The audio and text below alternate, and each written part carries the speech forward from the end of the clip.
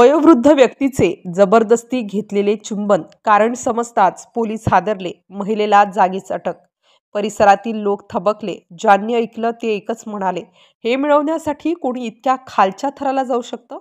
काय होतं ते कारण? एक वृद्ध माणूस अगदी साधा शांत, त्याच्यावर अशी जबरदस्ती का? महिला मागेच का लागली? नेमकं यामागे प्रकरण काय होतं? ही कथा तुम्हाला थरार देईल। जिंद शहरातील एका दुपारी सिव्हिल लाईन स्टेशनच्या बाहेर एक पांढरे केस असलेला 62 वर्षीय वृद्ध माणूस उभा। नाव विनोद, कापरे भरलेले हात, चेहऱ्यावर विचित्र भीती। तो आत येतो, टेबलापुढे बसतो। पोलीस शांतपणे विचारतात, हो बोला काका, काय समस्या आहे? विनोदजी सुरुवातीला काहीच बोलू शकत नाही। त्यांचा घसा अडलेला 2-3 मिनिट बघतच राहतात, जणू काही त्यांना एखादं भय गिळत आहे। नंतर ते हळू आवाजात म्हणतात, माझ्यासोबत एक असहाय्य प्रकार झाला आहे। खोलीतले सगळे एकदम लक्ष देतात। त्यांच्या म्हणण्यावरून वाटत होतं प्रकरण साधं नाही। विनोदजी पुढे म्हणतात, माझा अश्लील व्हिडिओ काढला आहे कोणीतरी। अधिकारी स्तब्ध, एकदम शांतता। 62 वर्षांचा माणूस, अश्लील व्हिडिओ कसं झालं काका, कुणी केलं? आणि त्यानंतर विनोदजी त्या प्रसंगाचं वर्णन करतात, ते एखाद्या क्राईम थ्रिलर सारखं। 5 एप्रिल संध्याकाळ, विनोदजी घरी जात होते, तेव्हाच रस्त्यावर एक महिला त्यांना थांबवते। नाव नेहा ठाकूर, काल्पनिक। तिशीतील साधी साडी, डोळ्यात विचित्र आत्मविश्वास, आवाज मात्र खूप गोड। काका, मला थोडी मदत हवी आहे, 2 मिनिट सोबत या ना। विनोदजी तिला मदत म्हणून येतात, पण त्यामागे काही वेगळंच कट कारस्थान लपलेलं असतं। महिला त्यांना एका रिकाम्या गल्लीमध्ये घेऊन जाते आणि अचानक ती त्यांच्यावर झेप घेते, त्यांच्या चेहऱ्यावर जबरदस्ती चुंबन घेते। विनोदजी दचकल्यासारखे मागे सरकतात, काय करतेस, लाज नाही वाटत तुला?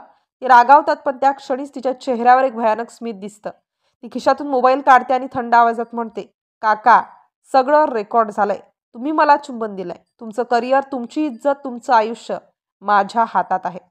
विनोदजींचे पाय थरथरतात, त्यांना कळतं की ते एका हनी ट्रॅपमध्ये अडकले आहेत। महिला पुढे म्हणते, 1 लाख रुपये दे, नाहीतर हा व्हिडिओ तुमच्या घरच्यांपर्यंत सगळीकडे पोहोचेल। त्यांच्या डोक्यात सगळं फिरायला लागतं। एवढ्या मोठ्या वयात अशा आरोपांना तोंड देणं किती अवघड आहे याची त्यांना पूर्ण जाणीव असते। ते अखेर तडजोड करतात आणि 50,000 रुपये पैशावर, आणि तशीच भेट गुहाना रोडवरील एका हॉटेलमध्ये ठरते।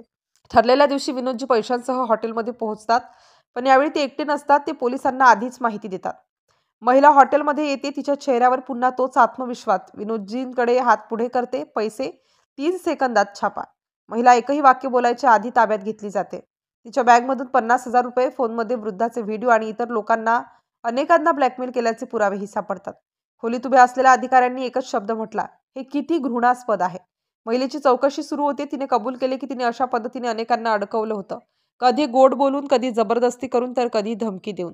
शेवटी विनोदजींच्या चेहऱ्यावरचा भीतीचा श्वास हलका होतो, पण त्यांनी एक वाक्य म्हटलं, मी जगलो कारण वेळेत पोलिसांकडे आलो, नाहीतर माझं आयुष्य संपलं असतं। आणि इथं संपूर्ण प्रकरणाचं खरं कारण समोर येतं। महिला हनी ट्रॅप रॅकेटचा भाग होती, वृद्धांना एकदम टार्गेट करायची, त्यांना लाज, भीती, कुटुंबाची इज्जत या भावनांवर खेळून पैसे उकळायची। कारण समजताच लोक थबकले, या एका व्हिडिओसाठी कोणीतरी इतक्या खालच्या थराला जाऊ शकतं। हीच होती खरी खरारक सत्यकथा।